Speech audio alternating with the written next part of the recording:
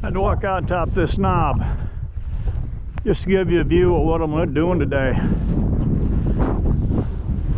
There's some of that flat South Dakota everybody's always talking about. Nothing flat about that. It's downright pretty.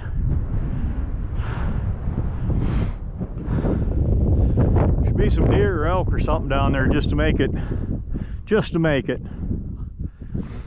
Coyote, I bet. I bet there's plenty of coyote. I seen that one walking in here. I don't know if I got the camera on time to get a shot of him. I don't know if the GoPro picked a coyote up 150 yards away or not. I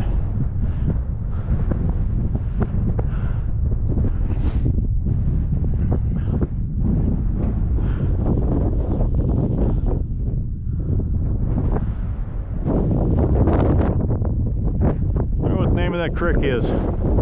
Might have to do some research when I get home. Well, let's go find some grouse. I've been seeing a few of them, just nothing close. I've always said grouse, you better be able to kill every bird that's within 60 or 70 yards of you. Once in a while you get close and they get up 10 yards in front, but most of the time you're knocking them down at 50 to 70. I've shot them beyond that, but it's getting a little unrealistic.